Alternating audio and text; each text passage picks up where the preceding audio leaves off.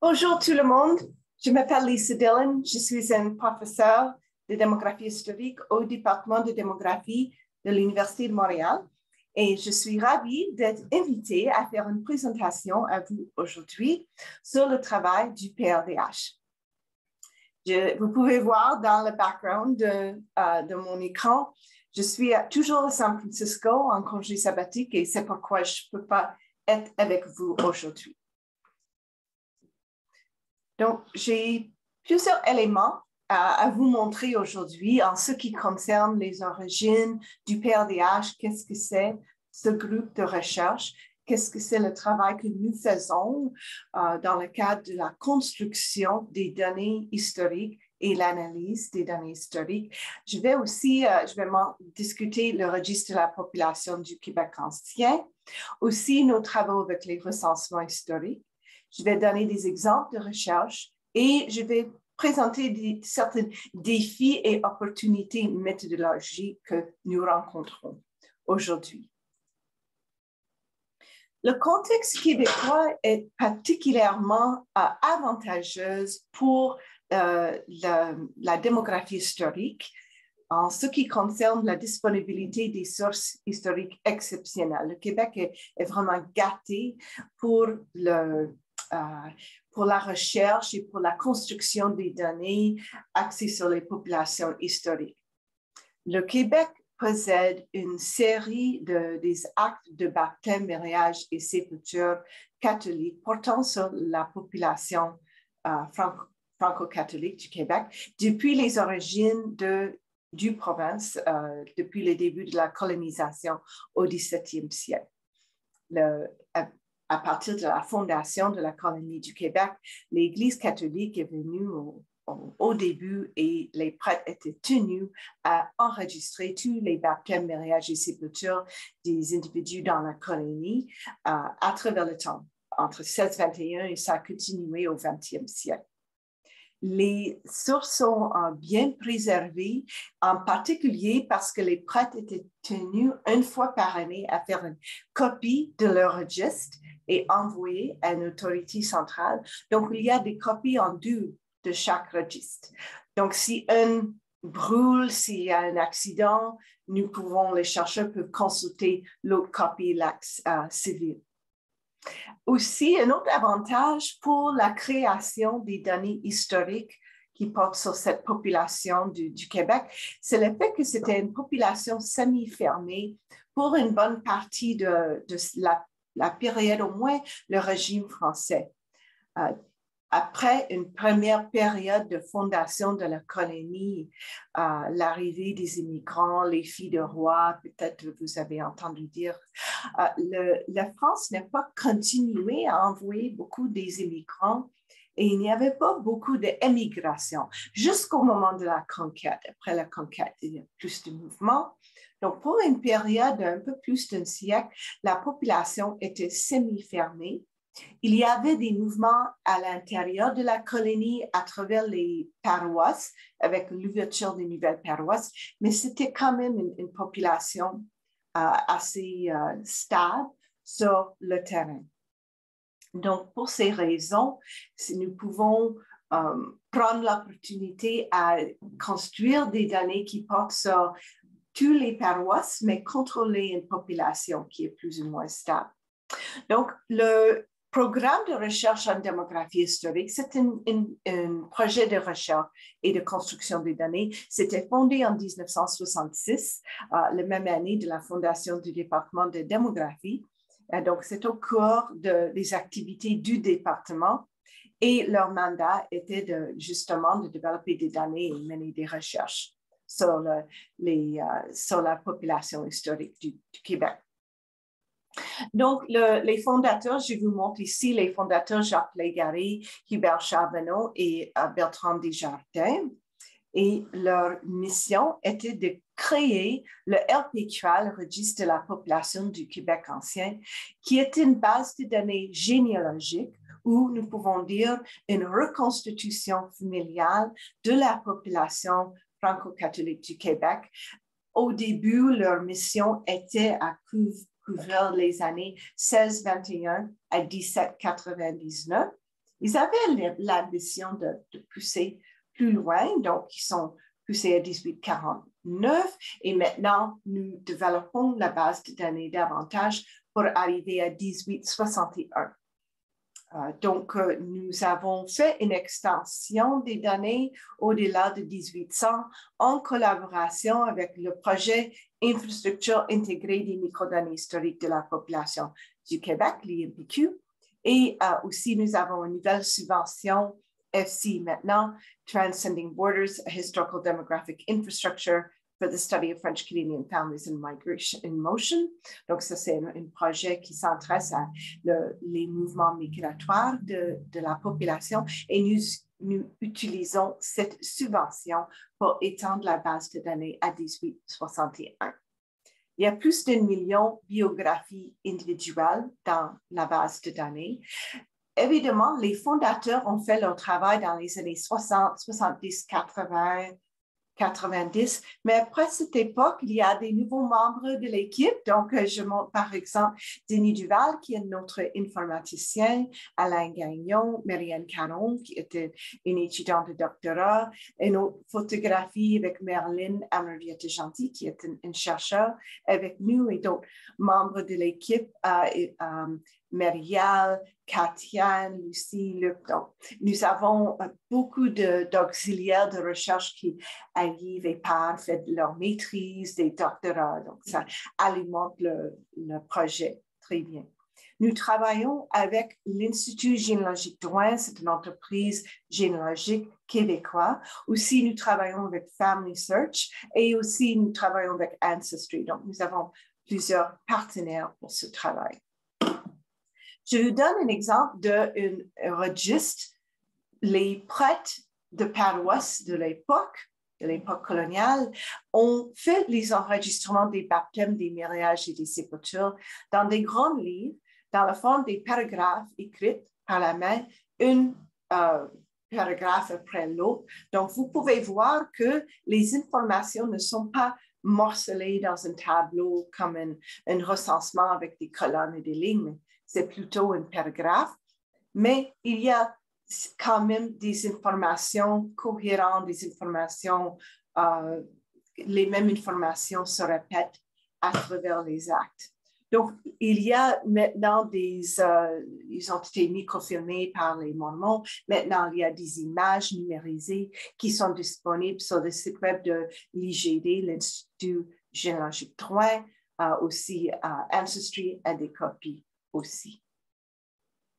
Donc, nous faisons la reconstitution familiale, c'est la création des généalogies de la population entre 1621 et 1861. Il y a 1,6 million d'individus dans la base de données et ça couvre les paroisses du Québec, donc, qui sont sur les deux côtés du fleuve Saint-Laurent.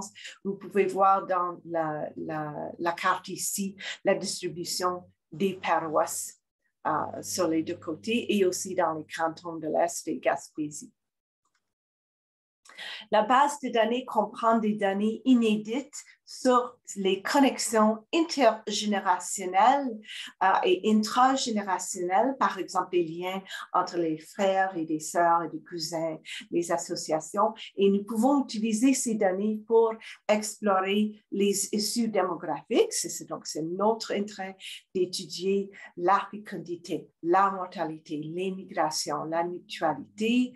On peut étudier les liens entre ces issues et les facteurs sociaux, biologiques, économiques, environnementaux. Nous avons des informations complémentaires dans la base de données comme les professions, lieux de résidence. Donc, il y a toutes sortes de recherches et je vais donner des exemples des recherches qu'on peut faire.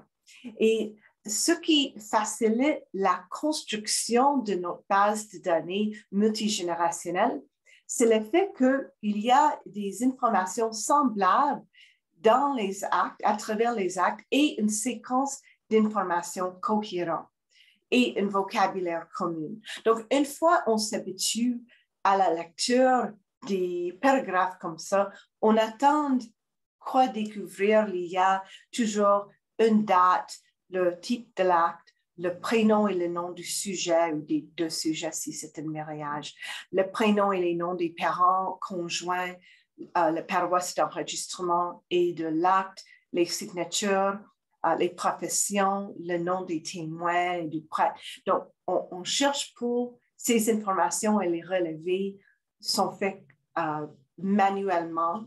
À ce date, on travaille avec les relevés manuels. Ça peut être changé dans le futur. Et c'est comme ça que les relevés sont faits. Dans le passé, le PRDH a fait ses propres relevés des actes entre 1621 et 1799, mais à partir de 1800, c'est l'Institut généalogique Drouin qui fait le relevé des actes. Je vous donne un exemple d'une famille qui est dans la base de données. C'est la famille de Joseph Landry Penneau et Marie-Joseph Coron, qui sont mariés en 1778. Et nous avons, Marie-Joseph a donné naissance à 25 enfants. Donc, c'est des plus grandes familles dans la base de données. Nous avons les enfants dénombrés ici dans ce qu'on appelle une fiche de famille avec leur naissance, mariage, décès et les prénoms des enfants sont ici. Donc, Marie-Joseph s'est mariée à l'âge 14, déjà enceinte, et la première enfant est née à l'âge 15. Donc, c'est une raison pourquoi elle a beaucoup d'enfants. Elle s'est mariée très jeune. Mais vous allez voir dans la liste des décès le fait que plusieurs enfants se sont décédés très tôt, avant le premier anniversaire. Marguerite, qui est née en mai 1778, elle est décédée juste 5 jours plus tard. Donc, il y a un autre enfant qui est né et décédé la même journée. Cet enfant est connu anonyme. Ils n'ont même pas pris le soin de donner un prénom à cet enfant. Au moins, ce n'est pas dans l'acte de baptême. Puis Marie-Joseph, Joseph, Marie, Marguerite. Et donc, vous allez voir la réutilisation des prénoms. Un enfant meurt, donc il utilise le prénom encore une fois. Donc, je vois Marguerite, Marie-Marguerite, un autre Marie-Marguerite, Marguerite, donc 4 fois Marguerite. Il y a 2, 3 filles nommées Joséphine à cause des pertes. Donc, plusieurs enfants meurent, mais elles continuent à donner naissance à d'autres enfants. Donc, il y a 25 enfants nés. Le dernier enfant est né quand Marie-Joseph a eu l'âge 43. 15 enfants meurent avant l'âge 1. Et la forte mortalité infantile de la famille explique aussi pourquoi elle a eu 25 enfants. Le plus hâtivement qu'un enfant meurt, Marie-Joseph, elle va cesser l'allaitement et elle va devenir susceptible de tomber enceinte de nouveau, plus hâtivement. Donc, la mortalité infantile, ça réduit les intervalles de temps entre les naissances et ça accélère le rythme des grossesses et donc on a plus d'enfants. Donc, il y a un lien, une association entre la forte mortalité infantile et la forte fécondité. Marie-Joseph elle-même, elle meurt à 79 ans, donc elle a vécu quand même une longue vie.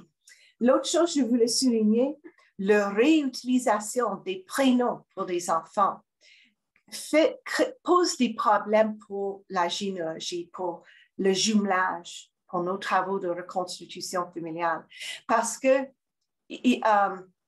ça se peut avec 4 ou 3 euphrosines qu'il y a un hasard que nous allons connecter le mauvais baptême au mauvais décès. Si j'ai 3 baptêmes euphrosines et 3 décès euphrosines, je veux être certaine de connecter le bon baptême au bon décès. Donc, il faut connecter toutes les naissances et les décès des enfants aux fiches de famille du couple et le faire jusqu'au moment de ménopause de la mère avant de commencer à connecter les baptêmes aux décès eux-mêmes. Vous voyez? Donc, il y a des techniques et une science associée avec le travail de reconstitution familiale ou ce travail de jumelage que nous faisons. C'est un sommaire du nombre d'actes. Nous avons séparé par régime, mais essentiellement, nous avons 2,5 millions d'actes de baptême, mariage et sépulture, avec une bonne couverture de la population franco-catholique et 1,6 million biographies. Nous pouvons offrir les informations sur jusqu'à 9 générations de familles, mais c'est plutôt 4, 5, 6 générations qui sont enregistrées dans la base de données. OK, donc nous offrons nos informations sur le site web généalogique public. Vous pouvez probablement accéder à un site web, il y a un abonnement institutionnel.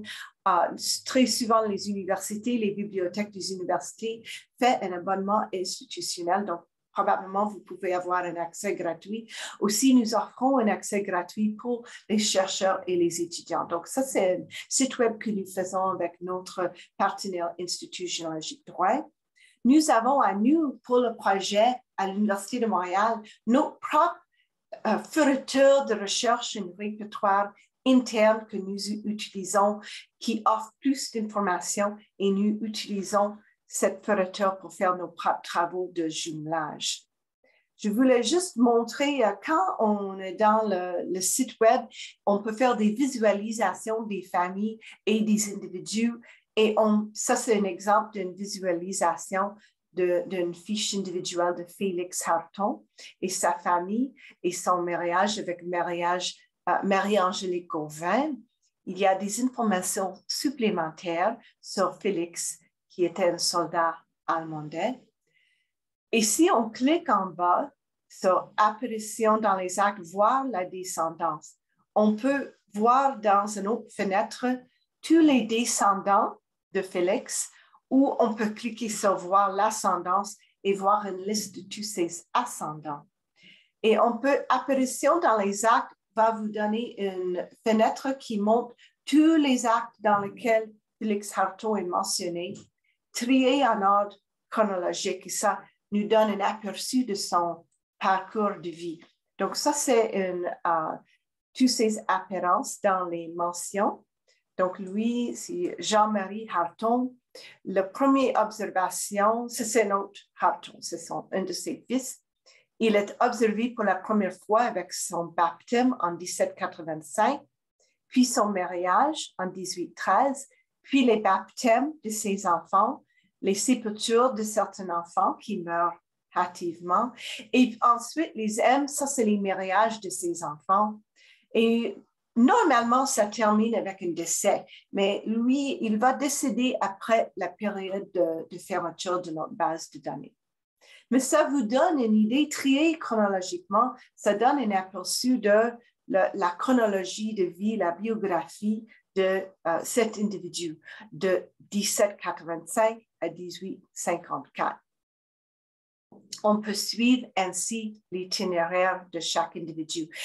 Ça, c'est un aperçu pour un individu, mais dans notre base de données, nous avons des millions de lignes qui portent sur différents individus. Donc, ça, c'est un aperçu d'une base de données dans un logiciel SPSS. Quand moi, je fais mes analyses, je travaille avec un logiciel comme SPSS ou R, ou Stata, ou SAS. Et ça, c'est un fichier nommé Data Mention qui fait le rassemblement de toutes les mentions de chaque individu à travers tous les actes. Et le fichier compte 11 millions de lignes.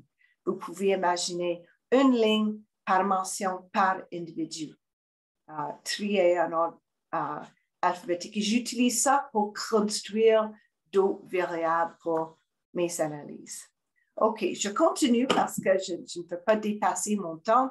Ça juste vous donne une perspective parcours de vie, l'itinéraire de chaque individu. Et nous pouvons ajouter les lignes, nous pouvons recoder et utiliser des programmes pour insérer des lignes qui concernent les événements qui se passent aux membres de leur entourage. Donc, j'ai ici seulement les lignes qui concernent les observations directes de Pierre Coquillard dans certains actes où il est mentionné, mais je pourrais aussi insérer des lignes qui représentent des événements qui se passent, par exemple, la naissance d'un de ses frères ou sœurs, le décès d'un parent, parce que ça, c'est un événement qui se passe à lui-même aussi. Et comme ça, je peux exécuter des analyses encore plus nuancées. Je peux analyser l'impact des naissances de la frère et sœur, le décès des parents sur les issues qui concernent l'individu. Je vais donner un exemple quand je montre les exemples de recherche. Je veux juste mentionner que nous travaillons aussi avec les recensements historiques. Nous faisons le développement des bases de données axées sur les recensements. Il y a des recensements de la colonie du Québec de 1666, 1667, 81, Ville de Québec, le Québec en 1831, 1852. 1881, nous avons une base de données à l'échelle 100%. Donc, tandis que celui-ci est un échantillon de 20% pour 1852. Pour 1881, le recensement du Canada, nous avons une relevée de tous les lignes. Donc, ici, vous voyez un exemplaire d'un recensement. C'est un dénombrement des personnes en famille, en ménage, dans le regroupement de ménage, avec les informations sur sexe, âge, état matrimonial, occupation, religion, ethnie, etc., organisés dans des grilles. Ils sont relevés soit par nous, soit par nos partenaires généalogiques, et nous pouvons créer des bases de données axées sur ces informations. Donc, le PRDH travaille présentement sur un projet, les peuples du Canada, qui collabore avec Ancestry.com, qui a fait le relevé à l'échelle 100% de tous les recensements entre 1852 et 1921. Et ça va créer des données de 40 millions d'observations et nous allons rendre disponibles ces données pour les chercheurs, pour les étudiants. C'est un projet, on travaille toujours, ça va continuer à 2023. Il y a une vaste gamme de variables impliquées, des informations sur les individus au moment de dénombrement dans le recensement, soit les informations démographiques, soit les informations socio-culturelles, lieu de naissance, relations chef de ménage, ethnie, religion, beaucoup d'informations économiques pour les années plus récentes comme profession, est-ce qu'on est en retraite, les revenus, etc. Je vous donne des exemples des informations qui sont comprises et ça crée le travail, c'est un gros travail. À titre d'exemple, à travers toutes les années, nous avons découvert 750 000 mentions uniques d'occupation, 600 000 mentions uniques d'industrie qu'il faut coder et pour qu'on peut produire une base de données, exécuter des recherches. Donc, c'est notre équipe ici. Et nous avons fait les travaux à distance à cause de la pandémie. On fait des réunions par Zoom. Donc, restez en contact. Ces données vont être disponibles. Juste quelques exemples de recherche maintenant, avant de terminer. Nous nous intéressons au PRDH, à des issues démographiques, donc mortalité, fécondité, migration, mutualité. Donc, ça, c'est une graphique que Merlin Amarvieta Gentil a produit qui porte sur la mortalité infantile entre 1660 et 1849. La courbe en rouge, c'est le taux de décès pour les enfants entre l'âge 0 et l'âge 1. Et en bleu, c'est les décès entre l'âge 1 et 5. Donc, il y avait des forts taux de mortalité infantile de l'époque, largement à cause des épidémies. Vous voyez qu'il y a des pics, et les pics sont associés avec des épidémies de variole, typhus, rougeole, etc.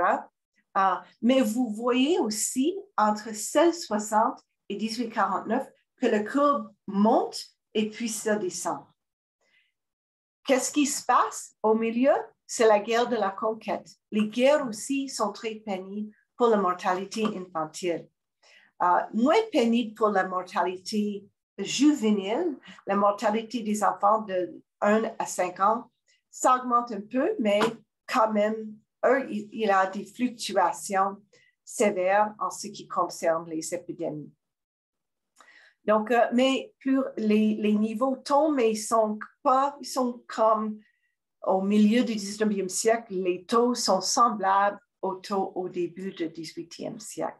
Donc, ça, c'est un exemple de recherche qu'on pourrait faire. L'autre chose qu'on peut faire, c'est de demander quelles sont les dimensions de la famille de l'époque. Dans une population avec forte fécondité, les familles peuvent avoir 11 enfants. Nous avons vu une famille avec 25 enfants. La moyenne, c'est plutôt 7 parce que plusieurs couples n'achèvent pas l'âge 50 ou l'âge de ménopause de la femme avant que l'un ou l'autre meure. Donc, à cause des décès des parents, environ la moitié des parents ne peuvent pas vivre une vie reproductive pleine. Ça veut dire soit le mari ou la femme meurt avant que la femme arrive à l'âge 50. Donc, la moyenne taux de fécondité, c'est 7 enfants, mais si on considère ceux qui vivent une vie reproductive pleine, c'est 11. C'est beaucoup. Qu'est-ce que ça donne en ce qui concerne le nombre moyen des apparentés? On a environ 200 apparentés, c'est-à-dire parents, frères, sœurs, enfants, petits-enfants, nièces, neveux et cousins. Donc, c'est les apparentés de premier et deuxième degré, environ 200.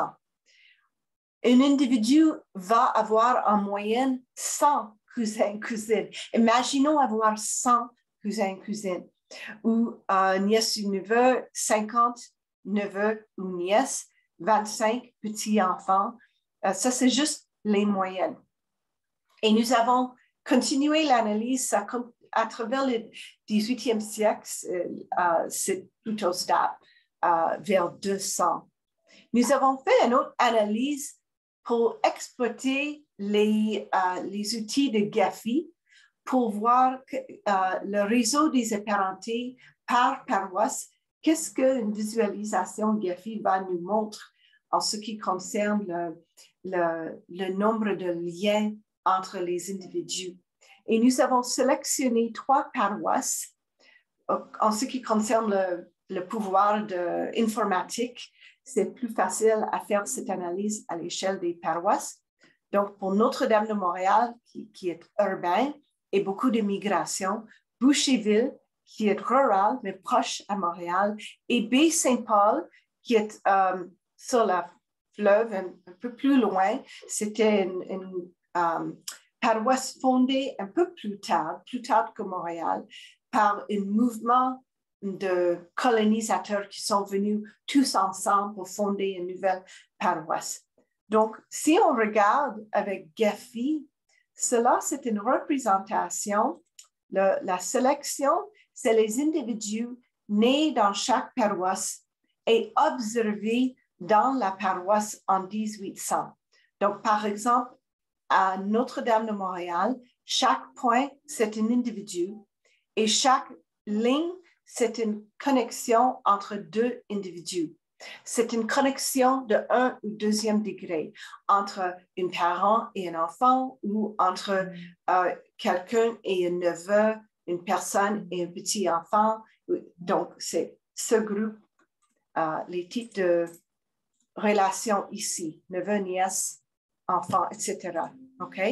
Donc, on voit à Montréal qu'il y a certains points avec aucun lien. C'est des personnes qui sont observées vivant à Montréal en 1800, mais sont connectées à personne. Il y a aussi beaucoup de personnes avec juste un lien ou 2 liens. Des personnes qui sont présentes à Montréal, mais ils sont apparentés à juste 1 ou 2 personnes. Donc, c'est beaucoup moins dense ici. Il y a plus d'espace vide en comparaison à Baie-Saint-Paul. Baie Saint-Paul a été fondée par les personnes déjà apparentées l'une à l'autre. Donc, si on regarde les couleurs, il y a beaucoup de violets, ça c'est des liens de cousins, beaucoup de bleuets entre les neveux et les nièces, et il y a du vert, ça c'est les liens avec des parents. Donc, il y a des connexions de première, deuxième génération dans Boucherville, et c'est très dense. Beaucoup de personnes possèdent beaucoup de liens. Et donc, c'est très intéressant à comparer deux paroisses et on peut observer des distinctions. C'est très clair, les différences contextuelles, familiales de ces deux paroisses. Et Boucherville est un peu entre les deux. On voit quand même beaucoup de violet et de vert, et ça veut dire qu'il y a une présence des parents. Les parents sont toujours là, les gens ont leur connexion avec les parents, mais il y a quand même un certain mouvement parce que c'est proche à Montréal, il y a quand même des mouvements migratoires.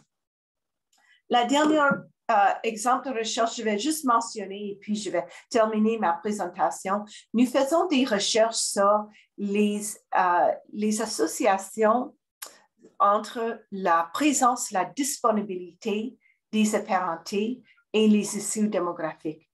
En particulier, l'association entre la présence, la disponibilité de la grand-mère et la forte fécondité et la survie des enfants. Et dans des analyses comparatives avec des collaborateurs à Balzac, à Chicoutimi, Utah et en Suède, la communauté, la région de Scania en Suède, nous avons trouvé que la disponibilité des grands-mères, les grands-mères qui sont vivantes et en proximité, sont associées positivement avec la forte fécondité et aussi positivement avec la survie des enfants. Et les résultats sont particulièrement cohérents pour le Québec colonial. Donc, c'est un autre exemple de type de recherche que nous faisons. Nous faisons face toujours à des défis méthodologiques et aujourd'hui, la question, c'est qui devront être dans nos populations. Nous voudrons étendre la base de données au-delà des ambitions des fondateurs du PLDH et rechercher, travailler non seulement sur les Canadiens franco-catholiques, mais aussi des Irlando-catholiques qui se marient avec eux, les protestants qui se sont mariés avec des franco-catholiques, les peuples autochtones, les esclaves africains qui étaient présents au Québec, et aussi renforcer les liens dans nos bases de données avec les personnes ayant fait des migrations en Ontario ou qui sont provenant d'Acadie, qui sont allés à l'ouest, etc. Dernier diapositive. Nous travaillons maintenant sur des nouveaux projets pour étendre la base de données à 1861. Et nous voudrons aussi jumeler nos données de registres paroissiaux avec les recensements. Ça aide parce que dans les deux sources de données, il y a des informations complémentaires. Nous accueillons des étudiants de première et deuxième cycle. Donc, si vous vous intéressez à travailler avec nos données ou venir à notre département pour faire une maîtrise, un doctorat, vous pouvez simplement m'écrire. Je donne accès à des données du PLDH, soit nos propres étudiants ou aux étudiants ailleurs. On partage des données. Donc, je vais mettre mon courriel là. Merci beaucoup de votre attention. J'ai hâte de savoir la suite des choses. Merci beaucoup et bonne journée.